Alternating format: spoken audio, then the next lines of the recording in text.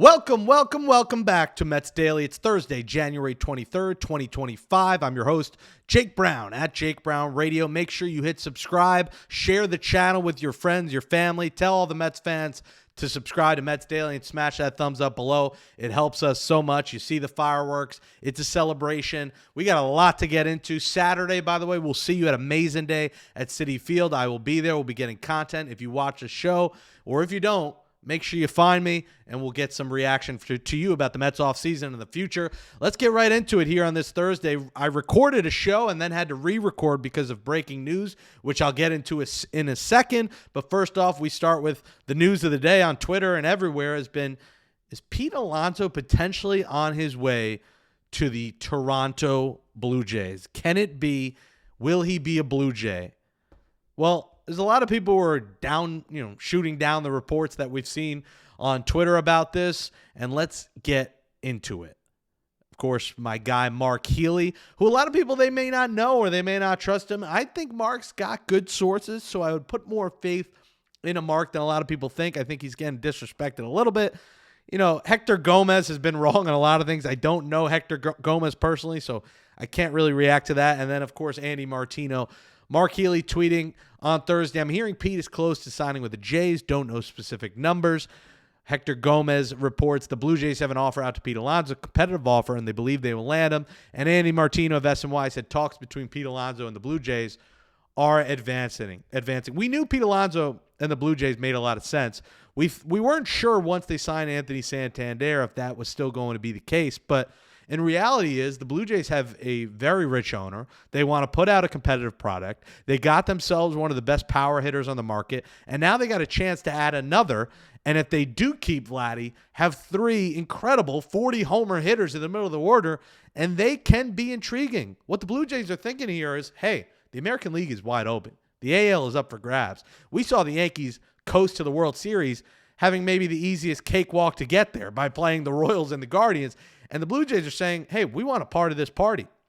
So I can see very much why they would be interested in Pete Alonso. They have the option to move Vladimir Guerrero Jr. to third, where he's played before, or they DH one of them. They can mix and match and do a couple of different things there with first, third, and DH using those two guys.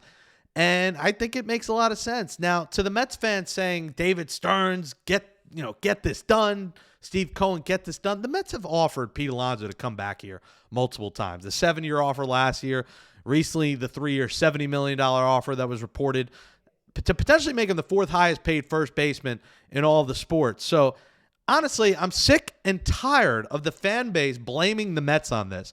The Mets have given Pete chances to come back. He's gotten greedy here. And if he goes to Toronto for $5 or $10 million more and the Mets don't get there to that number, I'm sorry. Let him walk. It's clear that this was about the money. This wasn't always about Pete playing in Queens and being the all-time Mets home run king. That wasn't the case here. It was about cashing out.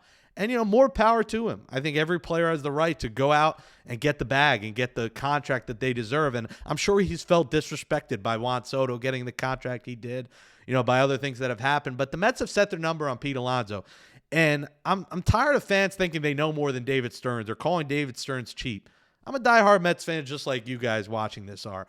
I've loved Pete Alonso as a New York Met, but sometimes there's a time to move on. And when you are getting offered the fourth highest paid amount to play first base at your position and you say no, I'm sorry, you move on. Pete Alonso had a terrible 2024 season and was the least clutch hitter on the team. So they will find a plan B. They will make it work without Pete Alonso if that's the case. And if he's back, great. The Mets get their first baseman. But they are thinking about the flexibility of, hey, if by mid-February Vladdy doesn't sign an extension with the Blue Jays, he's going to be a free agent. If not, he might be available in a trade in a month. So David Stern's thinking about a Vladdy trade, a Vladdy free agency, or getting someone else. Yandy Diaz next winter, getting Naylor next winter. Maybe one of these young guys, maybe Vientos is the full-time first baseman. You get a third baseman. Maybe it's Ryan Clifford down the road. He's trying to keep his options open because he sees where Pete Alonso's numbers have gone, and he's been a declining player the last 2 years. And I think he's, been turned off by this negotiation with him. They've done what they can, and they're going to go to a certain number. And fans want to think they know that Pete Alonso is great chemistry, great in the clubhouse. They don't know anything. The team knows more than any of us know what goes on behind the scenes. And I don't think anyone's viewed Pete Alonso as a leader or a captain. That's Francisco Lindor.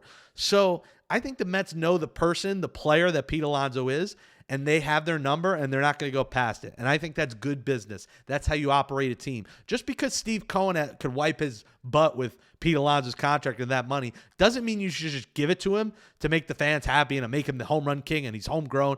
That's not how you operate a team and operate a successful franchise. So I'm perfectly fine if the Mets move on from Pete. If he's back, that's great too. But people got to stop saying I'm quitting being a Mets fan if Pete Alonso's not here, or how could they not give him the contract they want? They've given him every chance to come back here, and he's chosen not to take it. So, so much for allegiance to a team. I don't think Pete has shown allegiance to the Mets. They've shown allegiance to him. Now, a potential pivot from Pete Alonso was Jurickson Profar up until we recorded this, where we just found out the breaking news into the newsroom, according to everyone. It's been out there now. The Atlanta Braves in the National League East, they've signed Jurickson Profar to a 3-year, $42 million deal. Now, I'm disappointed in this because I wanted Profar as my backup contingency plan to Pete Alonso. Profar will make $12 million this year and then $15 million in 2026 and 2027. So he goes in the division. This hurts. The Braves give themselves one of the better outfields in the game here, making it Michael Harris, Ronald Acuna Jr., and Jurickson Profar. It's a no-brainer for them, a Braves team that's been very quiet. Remember the Braves early in the offseason, you might have forgot, traded Jorge Soler away and essentially have done nothing since. And now the Braves get themselves one of the best free agents on the market.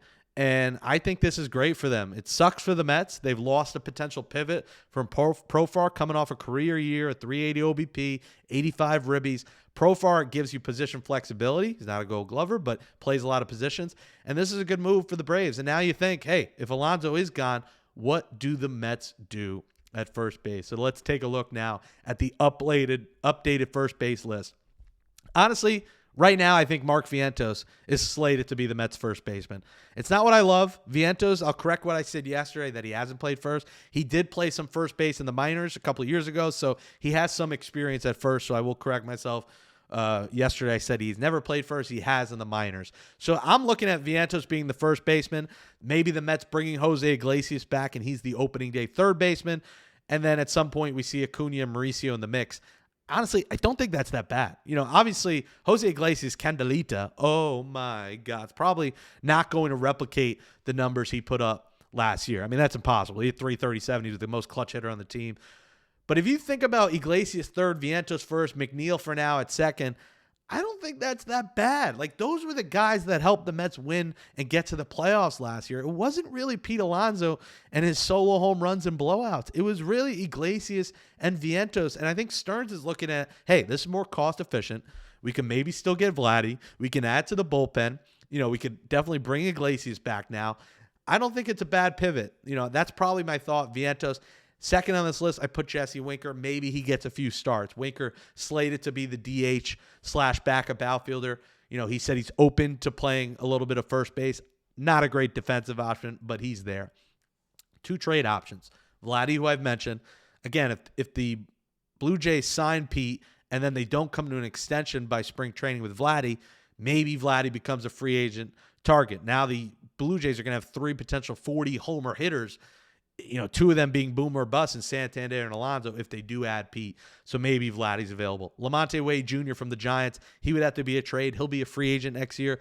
The Giants maybe looking to add some prospects. Wade probably wouldn't cost you a lot, in a trade, so he's an option. On the free agent market, here's the other guys. Anthony Rizzo, veteran, good clubhouse guy, elite defense, not great offensively. Justin Turner, 40 years old, still got a decent pop in his bat. Wouldn't hate Justin Turner on a one-year deal. Ty France, I'm not in love with, but he's a free agent. Mark Canha, not in love with, but obviously familiar with the Mets, was beloved in this clubhouse and as a person has played a bunch of first base. He's an option. Again, not the best hitting option there. Connor Joe, probably my last resort, him and Rowdy Tellez on the list of free agent first basemen. And then a guy I mentioned before that, I wouldn't look past as potentially playing at some point this summer for the Mets is Joey Meneses. A guy that in 2023 had an incredible season for the Nationals, did nothing really last year, but the Mets have signed him earlier in the offseason to a minor league deal. he's an outside looking in target on this list that's in the organization that I would just keep an eye that he exists. I don't think a lot of people realize that he exists. He does exist, and he is on the Mets roster. So that is the list. So Profar to the Braves. He stays in the division, and we'll see what happens here with Pete. Another guy that could be on the move, that the Mets have been trying reportedly to move this offseason is Starling Marte. And my guy, Pat Ragazzo at Sports Illustrated, wrote out, and it's not rumored to, be a reported deal or offer, but a potential deal of trading Starling Marte to his former stomping grounds, the Pittsburgh Pirates, for reliever David Bednar. Let's look at the two compared and say this deal, say it was Beatty and Marte, Mets eat some of Marte's contract for Bednar. Now, Marte owed almost $21 million. He's 36 years old on the back end of his career. And when you look at the numbers, Bednar had a terrible 2024. But look at those 3 years in a row where he was an all-star twice and he had a 2.6 ERA or below all 3 years. Bednar was one of the best relievers in the game for 3 years prior. So, yes, he had a down year, but I think Bednar has the potential to bounce back, and the Mets badly need a right-hand reliever. So I could see this trade working. And you look at Marte, his games played have regressed the last 2 years. He's dealt with a lot of injuries. For the Mets right now, he's a part-time DH and a backup outfielder. I think the Mets are looking here that Nimmo's not going to play as many games in the outfield because of the plantar fasciitis. So they want to make sure he's not on his feet for 160 games. So Marte here is expendable if they eat some of that money. I would not hate if the Mets did this deal.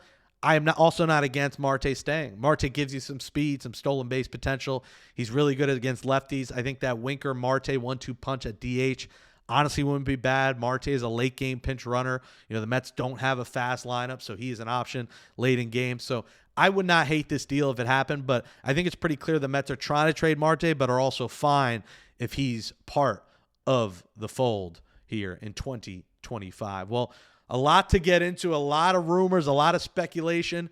Hopefully we get to the end of this Pete Alonso news. If he's a Met, great. If he's not, I think that's great too.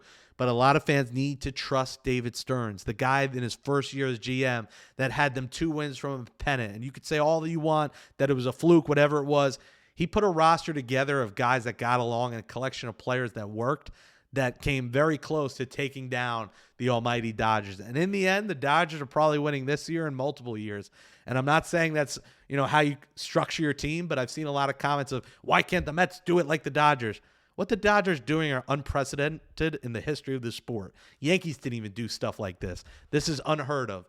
So trust the process, trust David Stearns, and believe that the Mets, whatever happens, will make it work. We'll see you Saturday at Amazing Day at Citi Field. But more importantly, we'll see you tomorrow on a happy Friday, January 23rd, right here on Mets Daily. I'm Jake Brown at Jake Brown Radio. Hit that thumbs up. Comment, should the Mets keep Pete Alonso or should they move on? Let us know your thoughts in the chat. Jake Brown, Mets Daily. We'll catch you tomorrow.